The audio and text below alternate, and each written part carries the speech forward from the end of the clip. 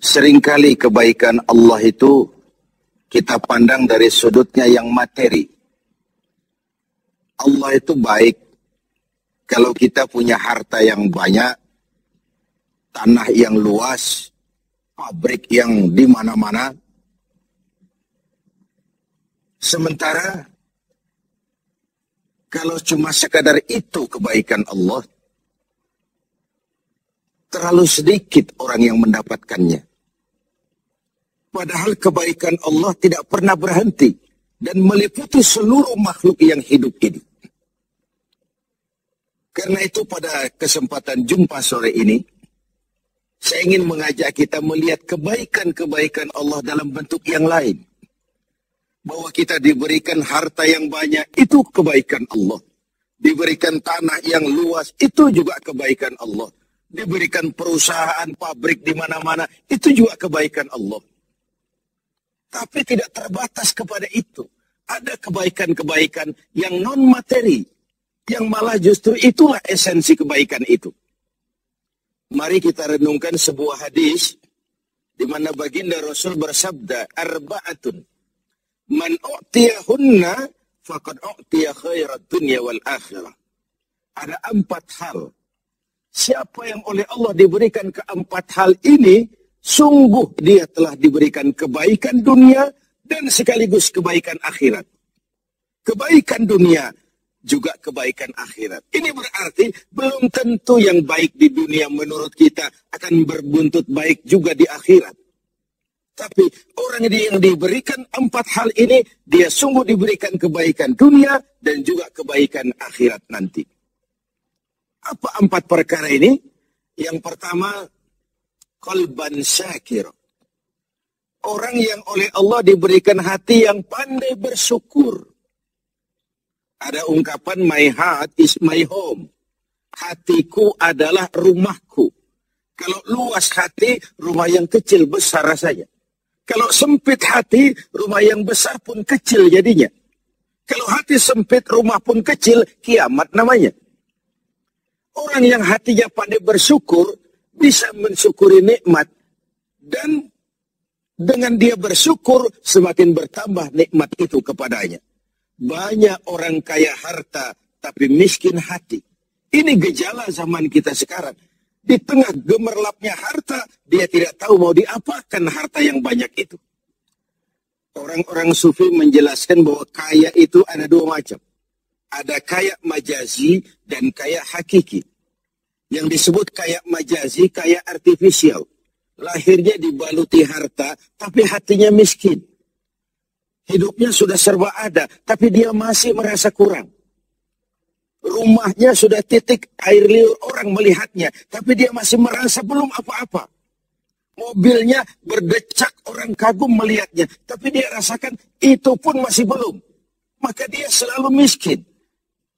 Dalam sebaya cukup dia masih merasa kurang, maka hidupnya pun selalu kekurangan. Orang yang diberikan hati yang kaya, sungguh sebuah kebaikan. Hati yang kaya, hati yang luas. Kalau hati luas, tandanya 2. Bisa mensyukuri nikmat dan tidak mengingkari apa yang diberikan Allah kepadanya. Tapi orang yang hatinya sempit biasanya tidak pandai mensyukuri nikmat. Dan lebih celaka lagi ini, tidak senang lihat orang lain mendapat nikmat. Orang seperti ini, ya susah gemuk. Sudah tidak bisa mensyukuri nikmat, tidak senang lihat orang lain mendapat nikmat. Tetangganya beli televisi saja dia demam. Nanti tetangganya beli sepeda motor, dia makin gawat. Masuk rumah sakit. Di rumah sakit dengar tetangganya beli mobil, mati dia. Disiksa oleh perasaan sendiri. Begitu orang yang miskin hatinya. Orang yang diberikan hati yang pandai bersyukur, sudah diberikan kebahagiaan dunia dan kebaikan akhirat. Ini yang pertama. Yang kedua, walisanan zakira. Orang yang diberikan lidah yang pandai berzikir. Menyebut nama Allah dalam artian yang seluas-luasnya.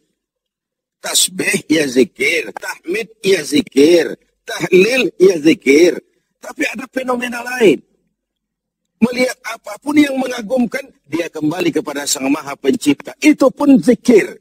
Melihat semesta jagat raya, melihat bintang gemintang bertaburan di angkasa, melihat lautan luas terhampar biru membentang, melihat gunung tinggi menjulang ke angkasa, semuanya mengingatkan dia kepada Allah. Itu pun zikir. Diberikan lidah yang pandai berzikir, mengingat Allah dalam segala keadaan. Dan bukankah Islam mengajarkan seperti itu? Dari hal-hal yang paling kecil, memulai pekerjaan, bismillah. Melihat sesuatu yang hebat, Masya Allah. Melihat sesuatu yang luar biasa, subhanallah. Terkejut, astaghfirullah. Berjanji, insya Allah. Semua dikaitkan dengan Allah. Inilah zikir itu. Hidup yang larut dalam alur ketuhanan. Yang ketiga, wabadanan alal bala'i sabir. Beruntung orang, diberikan kebaikan orang, kalau dia dikaruniai badan yang tegar menghadapi bencana, tegar menghadapi cobaan, kuat menghadapi tantangan.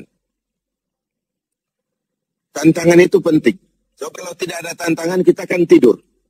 Cobaan juga kita perlukan. Tapi kalau kita tidak sanggup menahannya, larut oleh cobaan itu, kita akan kalah karenanya. Orang yang baik, diberikan kebaikan dunia akhirat, punya badan yang tegar menghadapi cobaan. Apa cobaan Allah? Dua macam. Satu ayat menjelaskan, وَنَبْلُوكُمْ بِالْخَيْرِ وَالشَّرِّ. Kami akan coba, kami akan uji kamu dengan yang baik dan dengan yang tidak baik. Dengan yang enak dan dengan yang tidak enak. Dengan yang menyenangkan dan dengan yang tidak menyenangkan. Bukan cuma sakit cobaan itu. Sehat pun ujian. Bukan cuma miskin ujian. Kaya pun cobaan. Bukan cuma tidak punya jabatan cobaan. Naik pangkat pun ujian. Kita nih yang namanya ujian kan yang tidak enak saja.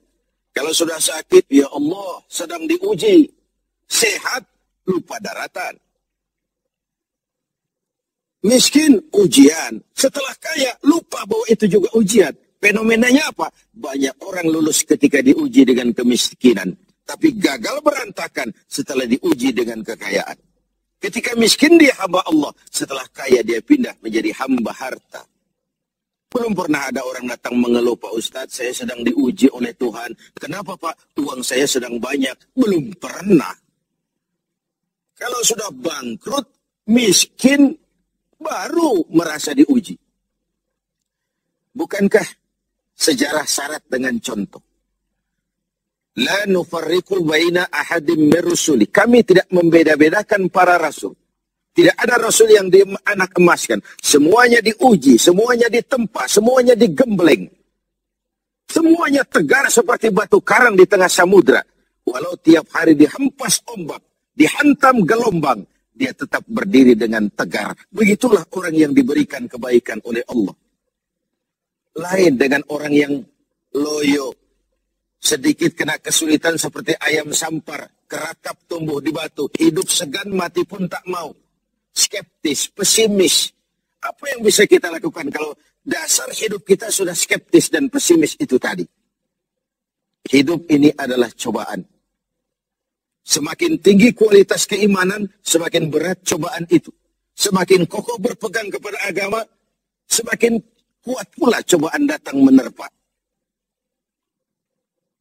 Yang terakhir, orang yang diberikan kebaikan dunia akhirat, wa zaujatan salihatan, diberikan istri yang salihah, pendamping. Tidak ada suami bisa sukses jadi apapun dia tanpa peran serta dan dukungan istrinya. Itu sebabnya baginda Rasul menikah dengan Sayyidatuna Khadijah. Apa yang jadi pertimbangan beliau? Mengawini seorang janda yang umurnya 15 tahun lebih tua pula dari beliau. Kalau sekedar memperturutkan hawa nafsu, mestinya tidak Khadijah yang dipilih oleh baginda Rasul. Mestinya, kalau istilah kita sekarang cari ABG saja. Tapi jelas baginda Rasul bukan cuma sekedar mencari istri, beliau mencari seorang pendamping. Apa bedanya ini? Tiap perempuan bisa jadi istri, memang. Tapi tidak tiap istri bisa jadi pendamping. Itu dibuktikan dalam sejarah. Orang lain belum beriman, Khadijah iman. Orang lain memusuhi Nabi, Khadijah mengorbankan hartanya untuk membantu perjuangan Nabi. Saat Nabi terkena kesulitan, Khadijah tampil jadi penghibur. Khadijah tampil jadi pembela. Ketika pertama kali berhadapan dengan malaikat Jibril menyampaikan wahyu, Rasulullah gemetar seperti orang demam.